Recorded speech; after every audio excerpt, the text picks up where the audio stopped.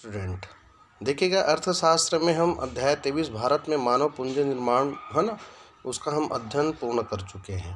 आज हम नया अध्याय प्रारंभ कर रहे हैं, अध्याय 24 रोजगार समृद्धि है ना, अनौपचारिकरण तथा अन्य मुद्दे, समस्या तथा नीतियाँ।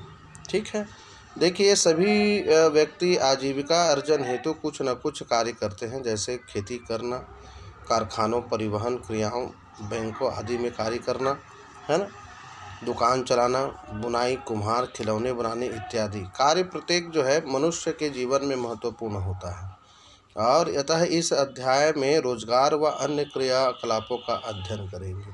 कार्यकर्ताओं का अगर वर्गीकरण करते हैं तो ऐसी स्थिति में वे व्यक्ति जो किसी न किसी आर्थिक क्रिया में रोजगार युक्त है ना, कार्यकर्ता कहलाते हैं। कार्यकर्ता को निम्न प्रकार से वर्गीकृत किया जाता है। नियमित वेतनभोगी कर्मचारी।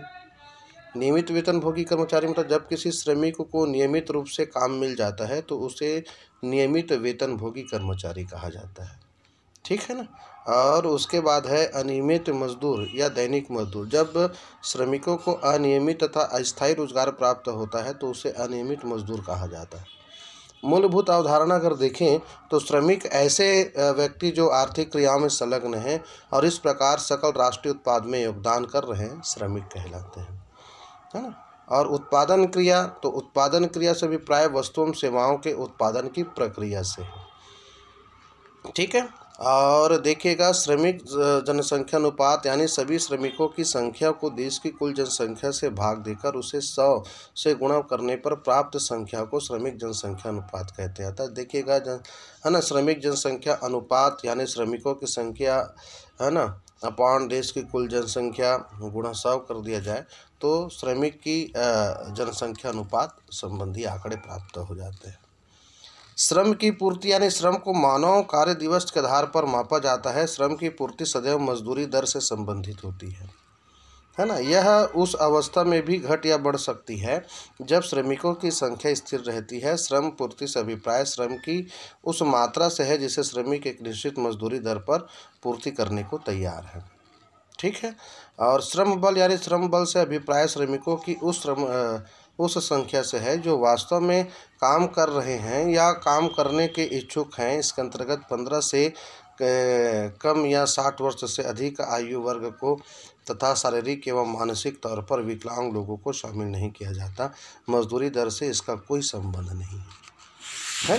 तो इस प्रकार से हम देख सकते हैं। यहाँ पर देखिए यह व्यक्त करना आवश्यक होता है कि श्रम की पूर्ति मानव कार्य दिवस के रूप में मापी जाती है, जबकि श्रम बल को काम में लगे इच्छुक व्यक्तियों है ना की संख्या के रूप में मापा जाता है। श्रम की पूर्ति काम करने वालों की संख्या स्थिर रहने पर भी कम या अधिक हो सकती है, जबकि इसकी विपरीत श्रम बल का आकार श्रमिक की संख्या बढ़ाने पर बढ़ता है और घटने पर है ना घटता है।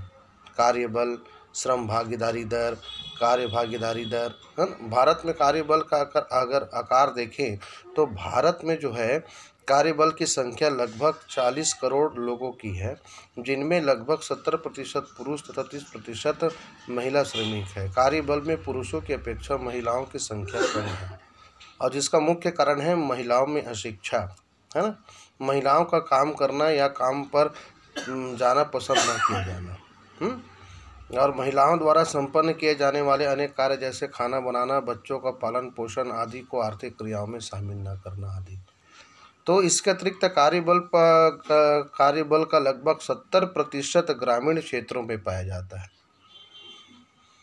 और जिसका अभिप्राय यह है कि खेती तथा संबंध क्रियाओं में अधिक लोग लगे हुए हैं किंतु उनका जीडीपी योगदान कम है। ठीक है। तो इस प्रकार से हम इसको देख सकते हैं भारत में रोजगार संबंधी। और भारत में सहभागिता की दर नेक्स्ट कालखंड में देखेंगे। आज के लिए बस इतना ही। Thank you.